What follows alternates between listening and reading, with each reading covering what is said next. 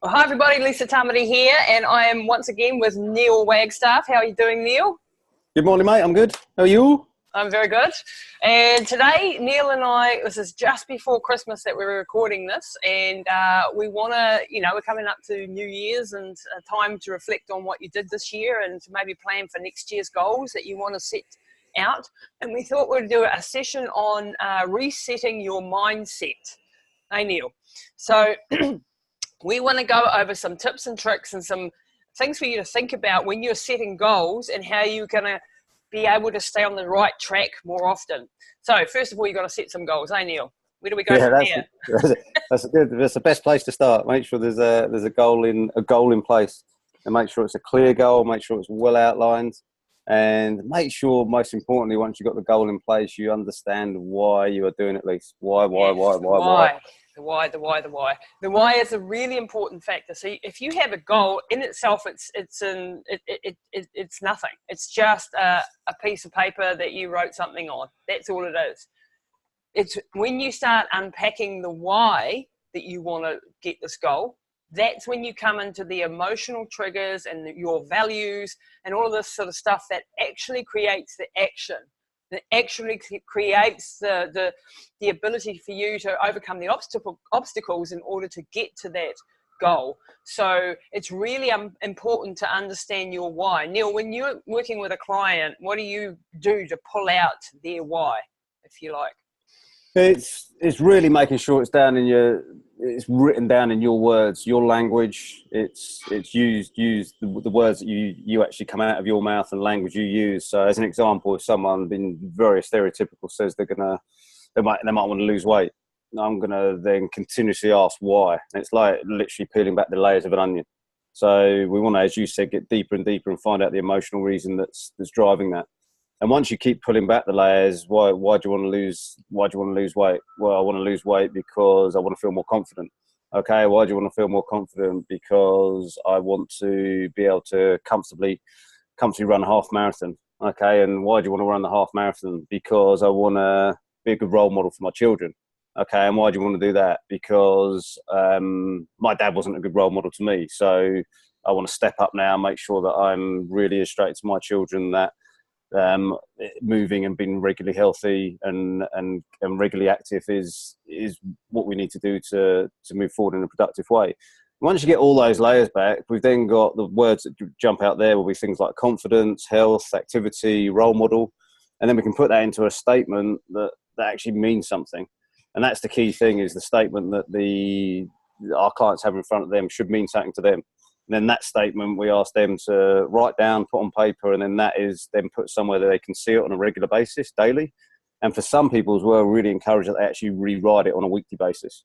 So whether that's updated into a Google Doc, or it's actually written down and rewritten, so that is just front of mind. Writing, the experience I've had, and personally from doing it myself, actually having to write it out just brings it back front and center again. I want to be, for me, my keywords have been a role model for my children, being a superhero for them. I want them to look up at me like I'm a superhero. So yeah. I want to remind myself that on a regular basis. So that's my why. And once I've got that clearly in my head, understand, and then we do a little bit of work on purpose as well.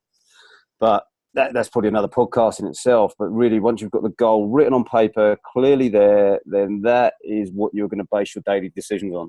Because if you really want to get to that and achieve it and get to that half marathon, do it in the time you want, be the role model you want, be the superhero you want to be, then each day when you're making your decisions purely based on your goal. That's clear in your head. And if it's not clear and you don't understand why, then it's so easy to take the wrong path and make the wrong decision each day, because you're not very, very clear on what you're doing. If you're 100% clear on what you're doing, then taking the right path and making the right decision is a whole lot easier. Yep. And we have like 200 to 300 decisions a day to make. And so this is really, really important that we have these goals and the reasons why in the front of our brain all the time, that it's how. And I actually find too that actually writing it physically on an old-fashioned notepad and piece of paper much better than on a computer. I find it gets in your brain more, and you have it in front of you. And when we come to, I call them like a fork in the road. Each decision that we have is a fork in the road. And I can decide to go left, which will lead me to the path towards more success. And the other one is away from the goals that I want to have. And if we take the, eating chocolate, one of my definite weaknesses in life is chocolate, right? So when I come to the decision, I actually want to eat less chocolate. The chocolate's sitting there in front of me, and I can decide I'm going to either eat it because it tastes good, or I can stick to my goals, which might be to lose weight or to have a healthier diet. And then when I understand the why behind it, I can take a little bit more of a zoomed out view instead of just the taste and the immediate impulse. So we as human beings tend to run on 30-second decision-making impulses. And if we can delay that decision for just a few seconds, sometimes we can override that impulse to just stick that chocolate in your mouth, right? And so when we zoom out a little bit and we see what's around the corner, because often we come to a fork in the road and all you can see is the chocolate, yes or no. You can't actually see, like, you're not thinking about, well, if I eat this chocolate and I do this behavior repeatedly, because obviously one piece of chocolate isn't going to be a problem, but if I do this behavior repeatedly, then around the corner is perhaps disease. Around the corner is obesity. Around the corner is diabetes. And while negative health outcomes, they say, are not a motivator, it's still a good thing to be able to zoom out and to understand, well, actually, I want to be fit. I want to feel good when I go to the beach this year in the summer and wear my bikini. I want to, whatever it is that moves and motivates you, then is more likely to be at least a 10-second discussion in your mind about whether you're going to do it. And sometimes you'll start to win in those discussions if you can just delay the impulse a little bit. As human beings, we are, and this is scientists speaking, not me, we all go towards pleasure and away from pain. We don't like to move ourselves towards painful decisions. And when I first heard this, I was like, I don't agree with that. I running a marathon definitely can be painful, Neil, or an ultra marathon. There's a hell of a lot of, pain and discipline and overcoming yourself. And they said, yes, but you're still going towards pleasure because your bigger goal, and again, we're looking at that zoomed out view, is actually leading you towards more pleasure. The goal of having that marathon done, that medal around your neck, that feeling of achievement. So you are moving towards pleasure. And that pleasure is bigger than the pain of having to overcome yourself to get out the door to go training this morning. Does that make sense? So the pleasure and pain thing, it can be just an immediate impulse. The pleasure of that taste of that chocolate is going to make me eat it right now. Or I take a slightly zoomed out view at the bigger goal and work towards the pleasure of being fitter and stronger and losing weight or whatever the goal is. And remember, this stuff is not just about food and training. This is not just about that. This is for every goal you have in your life and your career and your business.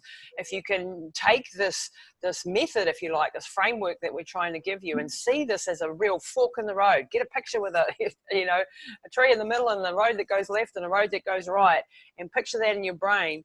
And when you come to those decision points, try and think about what's around the corner and what is my bigger goal, and zoom out a little bit. And at the beginning, Neil, isn't it true that when you start a new habit, it's a really tough road at the very beginning? This is real hard, and it's not. If it was easy, then we'd all be doing the right stuff all the time. But it's a real, what's worked for me personally and everyone we're working with is just really, you've got the fork in the road, and just understanding that doing small things consistently can lead you down the bad road. So consistently, as you said, eating chocolate in small pieces daily will eventually lead you to somewhere you don't want to be.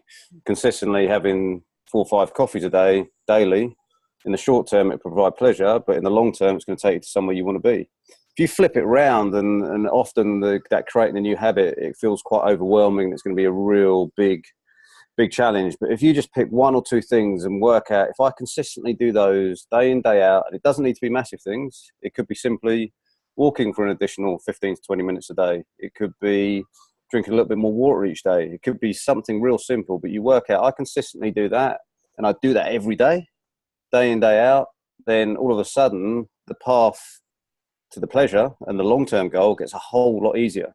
So it's not massive things you need to look at, and that's where a lot of people end up taking the wrong path. It's actually just too much to do.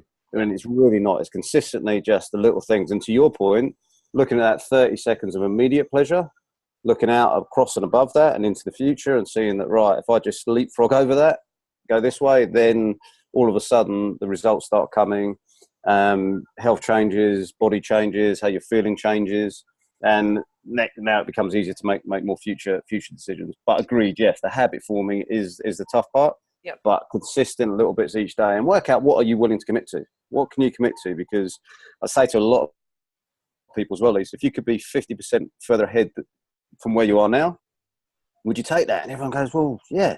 So it's not like we're asking you to make a huge change. No. If you can make a 50% improvement, which percentage-wise doesn't sound massive, but some changes that require that give you 50% improvement, that's gold. If you're 50% better in 3 months' time than you are today, that's some big improvements from a health point of view, some big improvements from a fitness point of view, big improvements from a mindset point of view, big improvements from a business point of view. Whatever you apply this to, it gives you some big wins. And I'll ask the question as well, what's the one thing, if you did it consistently each day, would make the biggest difference to your goal? The 80-20 rule. Yeah, exactly. Yeah, what's the one thing? Don't try and do lots of little things. What's the one thing that will give you the best bang for your buck?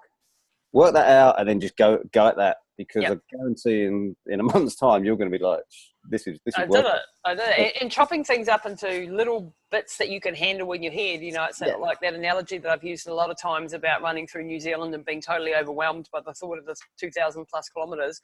And mum going to me, just get to the damn first power pole for starters. Stop thinking about all that stuff. You know, like if I say to her, I'm going to eat healthy for 24 hours a day, 7 days a week for the rest of my life, that's never going to happen. Because I know myself, and I know I'm not always going to win, and that's okay. But if I say to myself, like, I'm going to have 5 good dinners this week, and I'm going to not have takeaways or something, then that's a small goal that I can manage this week, and I'm focusing on just 1 or 2 things at a time. There's also, when you make a habit and you're starting to develop a new habit, it takes about 60 days for the brain to be able to actually make a new pathway in the head. So we have what they call neural pathways.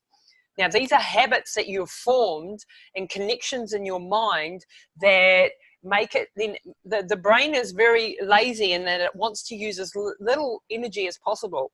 So when you create a pathway in your mind that repeats a behavior over and over again, it goes, oh, this is easy, and it's you've got a real big highway. If you can imagine, you've made a big deep groove in your brain, well, not physically, but a deep highway, that this is where the traffic is going every day. And the brain knows this pathway, it knows this behavior, and so it becomes the path of least resistance. So how that translates to habit forming is that in the first few weeks, you're going to find it really, really tough because you're going to be running on willpower and decisions and the goals that you've set and having this front of mind. And that requires some willpower. But willpower will run out on you. I tell you, it will run out on you. But what doesn't run out on you is the fact that you've created this new neural pathway. You've created this habit. And then it actually becomes easier for the brain to just do, I did this, for example, I have a morning routine. I get out of bed, I do some stretching exercises, I go and have a cold shower, horrible, and then I go and have about 1 litre of vegetable juice, and it's not nice stuff, it's horrible. It's what I should be having, and that's the way I start my day. And that's a good thing because I'm setting my day up. And at the beginning it was like, oh, this is awful. Now my body does it without even thinking. It just goes because that is the habit that I have created over many, many months. And so now it's actually quite normal for me to do it. And it's actually, I can feel it when I travel and I don't have my blender or whatever with me and I can't do my routine. It's like, ooh, don't feel that great usually because I haven't had that routine to follow. So it gets easier as we do these things. And so just get through those first couple of weeks and then already it will be easier. And when you get to 60 days, it'll be a piece of cake, but Exactly. The brain will take that path of least resistance once you've set that up. So another little trick that I use, Neil, I don't know if you use this one, is if I don't feel like training, for example, I'm like, feeling like, and I don't really want to, and I'm unmotivated, and I know that I've got a race coming up or I've got something that I want to achieve, a little trick that I use to get myself going is that I count backwards from 5, 4, 3, 2, 1. And when, you know, every movie in the world has got that, you know, we're going to lift off in 10 seconds, 10, 9, 8, 7, 6. Or even if you just do it from 5 to 1, it creates this impulse of action because you've heard that so many times, and you know that on 0 you're going to take off. So, and there's a whole book written on this about just counting down from 5 to 0. And by the time you get to 0, you'll just go and do without ruminating, without thinking and overthinking. Do I feel like training today? Do I not feel? You never bloody feel like it. I can tell you, when you've had a hard day at work and, you know, things have gone wrong, you'd just rather go home and open a bottle of wine. We all feel like that. But if you can go and put your gym clothes on or your running clothes on, I have a bargain with myself. Well, I'm just going to get changed and then I'll see. And once I put my clothes on, usually I'm like, oh, I feel more athletic already. And I've actually done this thing. And oh, well, I'm here now. I might as well just do a little warm up and see how I feel. And then I start warming up. And then all of a sudden, my body starts to kick into gear. My body warms up. It gets ready for action. And then we're off. We're off to the races. But I had to overcome myself each and every bloody time, actually, people. This is not just like, you know, oh, you're one of those motivated athletes who loves to get in the gym every day. No, there are very many days when I do not feel like going for a run, when I do not feel like going to the gym. But that's a little trick that I use to get my ass. And that's taking that fork in the road, exactly as we've been, you know, you said at the start, Lisa. It's having that fork in the road and setting yourself up, giving yourself signs. Mm-hmm. I like to put signs that direct me in to the right fork in the road. So last night's a good example. We've had a few nights this week with friends around for barbecues and things like that. And this morning I was like, right, I'm definitely getting up and going for a run. So I put my spiky ball that I used to roll my feet before I run. I stick that on the workbench before I went to bed last night. Made sure I knew where shorts, t-shirt, headphones were for my phone so I can listen to my music when I'm running. All those things are out. Shoes by the front door. So when I got up this morning and walked into the kitchen, all those are the signs for me. Exactly. Right, start rolling your feet. Trainers are there. There was no reason, because the easy thing to do if those things weren't there, I'd go, I've got to go and find that. And then all of a sudden I'm off down the other path. Yes. And this is what I want everyone listening to understand, is that people will often look at you and me and other people like us going, they just get up and do it. It's easy. It's not. It's not. But what we've got better at doing is really getting our minds and in the position to make the right decision. And that some of the time you need to do things like you've described, things that I've described, where you put your signposts up, and you put them up, you make it easy, and then you have your accountability partners in place as well. The people that are going to ask you later in the day, how was your run? The minute I came down to the gym this morning to jump on the podcast with you, as I walked in, it was a couple of members I'd already told, and a couple of the team here I'd already told I was going running. First thing they asked was, how was your run? Feels so much better explaining to them how great the run was, rather than saying, I didn't go. Yeah. So that's where you start to get the feeling of success as well. And that's the bit you want, is no way did I want to walk in this morning and go, and that didn't do it. So when I saw the people I knew I was going to see, it was great. They were my accountability partners without even realising they were going to be my accountability partners. It's that nice peer pressure, that good peer pressure. Yeah. And we're all part of a, you know, they talk about the herd mentality, and I like to call it like a wolf pack, really. You know, you're part of a pack, and when someone just exerts a little bit of pressure on you or makes you accountable, it's going to make you go. You know, it's going to make you go a whole lot more. Another example, my husband Hazley, he's had a hell of a week at the fire brigade, some massive big fires, some, you know, lots of overtime, 3 days, 3 nights out. I haven't seen him in a week. And today on his schedule is a 35k run, because he's preparing for the Unity Ultra, which we've got coming up in March, which is 84 k's. And, you know, I was saying to him last night, when if you have another really bad shift night, then, you know, you might want to shift it. And luckily last night wasn't too bad. But he had everything prepared, you know, like he had all his gear out. He had the food that he needed. He had the water all prepared. He had his electrolytes all done. He had prepared his mind all day yesterday for the battle that's coming today. And he just came in the house before to get some headphones, and then he ran back out again and carried on his way.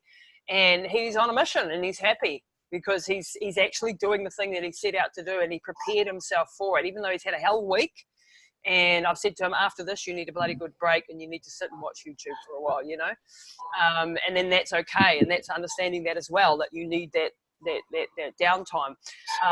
But that's a classic example of someone who's prepared themselves and has prepared their mind for the battle that's to come, and he's out there doing it right now. So, you know, and that makes me proud of him and what he's doing. So on that note, we have got the Unity Ultra coming up. I just wanted to mention that while we're talking about it.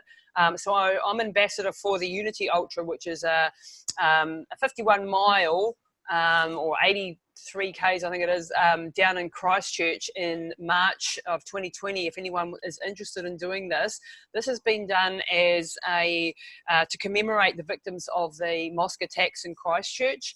One of the organisers lost his auntie in this horrific event and was moved to, as a runner, want to do something. And Kyron Goss, and he asked his friend who's a race organiser and who does a lot of charity events to come and help organise this event. And they're actually over in Bali at the moment running another event.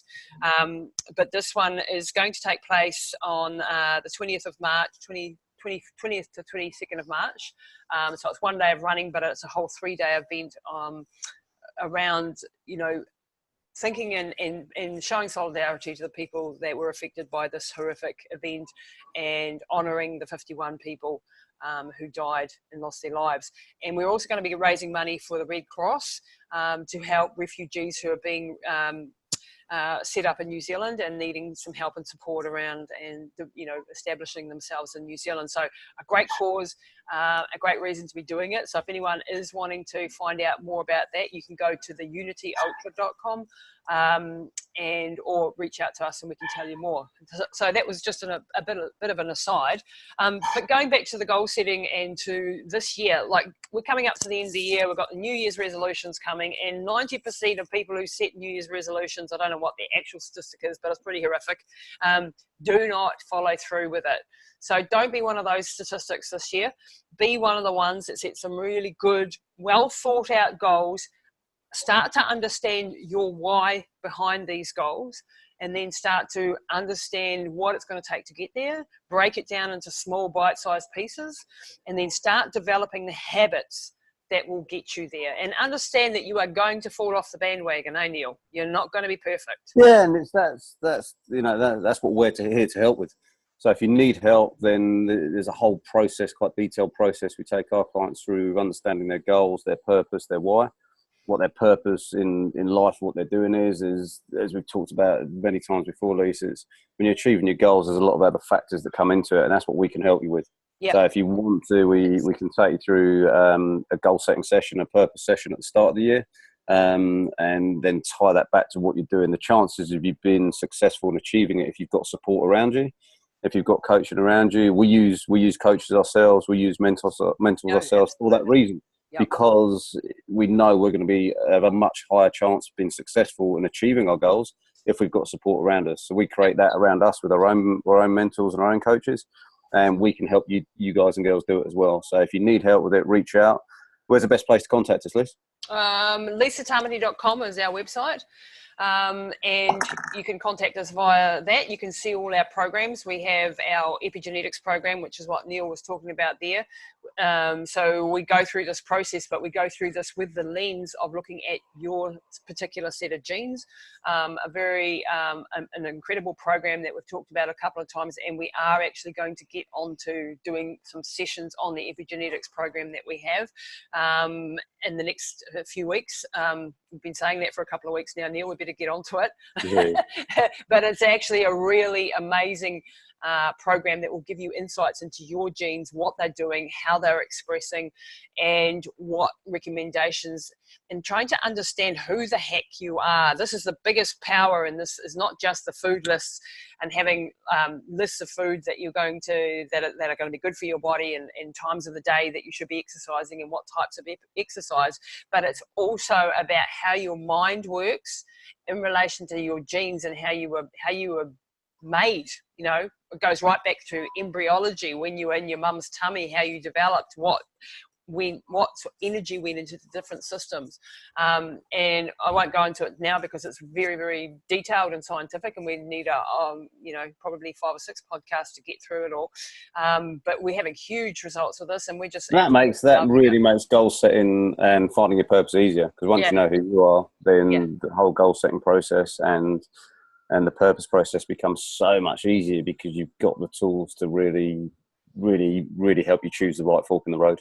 Yeah, and understand how you operate, you personally. What is it that your dominant hormones are, and how is your mind set up for action, you know? And we know, Neil and I work together, and we're both crusaders, and this is one of the epigenetic types, biotypes, and we're both very, mission-driven and very on a mission all the time, and huge goals and things. And we know that other people operate differently, and we can, as coaches now, talk to them in a different way, motivate them in a different way, because they need to hear different things than what we need, because we are a certain type of person, if that makes sense. So we will be going into all that. If you want to check it out already, you can hop onto our website at lisatamati.com, hit the programs button, and you'll see our 3 programs: our online run training program, our epigenetics program, and our mindset academy, which is all about mental toughness and developing more emotional resilience and mental toughness. So check those all out. Have a great Christmas, guys. It's upon us. I can't believe this. And if you're listening to this afterwards, I'm sure you would have had a great Christmas. Neil, any last words that you want to add to before we wrap up? Enjoy the holiday period. Enjoy the Christmas. Have a great New Year, guys, and enjoy time with your family and loved ones. Yeah, sounds like a bloody good idea to me. See you guys. Yeah.